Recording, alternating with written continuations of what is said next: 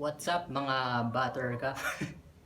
Before we get on with the video, I just want to say I apologize for the really bad audio and for the freaking sweat that's going into my eye. I've tested my audio yesterday. I was supposed to record before today and there was a really bad static noise every time I recorded with the microphone. So now I'm not using the microphone, I'm just using my iPhone's front camera. So I really apologize for the bad audio, but nonetheless folks, today we are going to react to the one and only Joe Rogan. If you don't know who Joe Rogan is, he's basically a podcast host. He has this podcast series where he has like very famous rich people as guests in his podcast. And recently, he talked about video games. He had comments about kids playing video games or teenagers playing anyone playing video games, I guess. I've seen a few clips of this podcast episode online because it's blowing up right now. I just want to share my thoughts, my thoughts from my personal experience with video games, I guess. Anyways, without further ado, without delaying this even more, let's watch the video. Shit life, and their neighbors live in a bullshit life, and most of their family lives a bullshit life. They just fucking lay around, you know, and then they seek refuge in drugs or video games or something that stimulates them. And video games are a real problem. They're a real problem. You know why? Because they're fucking fun. Addictive. And you don't, well, I have a real problem with them. And you do them and they're real exciting, but you don't get anywhere. Right. Okay, when they mentioned that video games are addictive, I mean, like, they're a big problem because they're fun. When he mentioned that, the question that was asked to me personally, is video game addiction a real thing? And for me, personally, from my personal experience, yes, video game addiction is real. Being addicted to video games is real. The reason why I thought that I was addicted to video games was when it started interfering and messing with my social life, my grades in school, my relationship with my family members, with my siblings and my mom and stuff. And yeah, I played a lot of video games growing up. I had a PSP and then I had a PS2. I had a PS2 twice.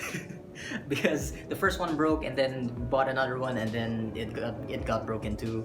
I had an Xbox that I also broke. I had a PS4 that you guys can see in the background right now that's also broken. And I have a Nintendo Switch right now that I don't even use as much. With that said, I realized that video games should not affect my life in such a way where it's being a negative impact on me. Right. It's like you could do like martial arts, right? You could learn jujitsu. You get obsessed by jujitsu, and then 3 years later, you're like an elite jujitsu athlete. You're entering in competitions. You're a purple belt. You're moving up. Yeah, you're doing well. Right. You're thinking like, I might be able to open my own school one day. You got confidence. Yeah, if I have 100 students and those 100 students are paying me X amount of dollars per month, I can make a living. Holy shit, I can have this would be amazing. And then you see your jujitsu school, and your jujitsu instructor has all these students and drives a Mercedes, and he's got a nice family, and like, that's the future. This way you're doing something exciting and fun, and you don't. Or you could just be playing fucking video games. 3 years later, you could be that same kid just playing video games, waiting for the next whatever the fuck game is, you know, next Xbox game to come out, and you're gonna waste your time. All right, so I guess you started comparing the success with martial arts. I don't think that, okay, I see where he was going at. He was basically saying that when you take something that, I guess in his mind, that you put a lot of effort in, you can actually go somewhere, when playing video games won't really get you anywhere because it's not like martial arts. I don't there's so many influencers out there, so many people out there that are successful with video games. It's true, it's a fact that video games can be a career now. It's not just video games, it's an actual sport now. You have children. I have children, and it's a big battle in the house. Yes. And my kids, I don't know if you're going through this, but my kids, okay, boomer, are now saying, well, Dad, this guy made all this money with this video game. That's real too. That's real too now. So like, that's 1 in a billion, kid. Like, I don't know if it's 1 in a billion, but you know, look, I heard the same argument about, there are kids that make a lot of fucking money playing video games. But the thing is, there we go. Then there, yeah. Yeah, my final thoughts about it is, I guess what Joe Rogan's trying to say is that if you know video games are just wasting your time, then wake up and I guess start doing other things. And if you want to use video games, or if you want to be a professional gamer, if you want video games as your profession, then try it. Go ahead. If you love doing it, you've already succeeded. Calling out video games is common nowadays. How about calling out social media, which is legit making people psychotic? That's so true. I mean, to be honest, video games made me psychotic. Like I wasn't able to play video games anymore when the PS4 broke, and that was a huge wake-up call for me, because when that broke, I started working out more, I started cooking a lot more, watching more podcasts online, and it just, it just opened me up to so many more experiences that I never knew I would enjoy. Video games are not good when it becomes an addiction, just like everything else. Yeah, that's basically my point. Video games are not bad, and to be completely honest, it's not the video game's fault that it's being toxic to the person. It's the person's fault for giving in so much into that fun. Video games aren't bad, but when it becomes an addiction, you should really address that. We should also be like our parents who sit in front of a TV and just watch TV shows. It's been a battle where like people complain about people playing video games, sitting all day not doing anything but play video games, but then the people playing video games have this other argument where, yeah, okay, watching Netflix all day just makes it any better, like something like that.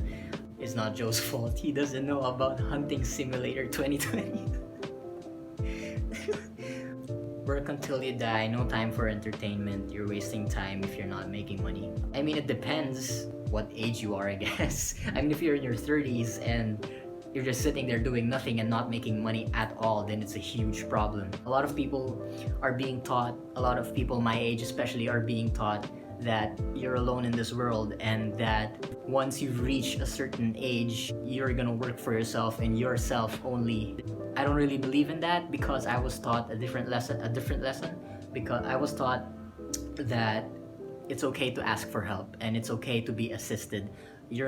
It's impossible for you to do everything alone. It's always okay to have friends around you, to have a good, stable relationships around you, because that's how you become successful. I mean, I'm not in the career path yet. I'm still first year college. I haven't even started school.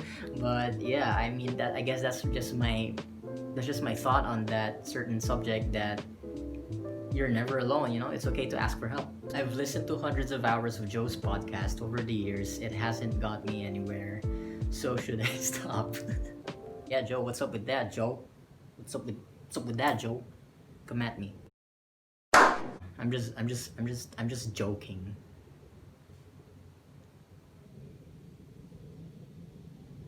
Get it? Joking. Stop it.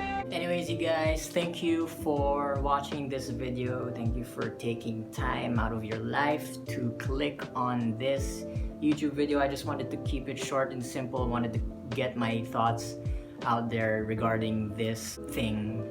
And yeah, thanks for watching. Subscribe, like, comment what I should react to next. Subscribe to Adrian, link down below. Subscribe to Adrian. Okay, bye.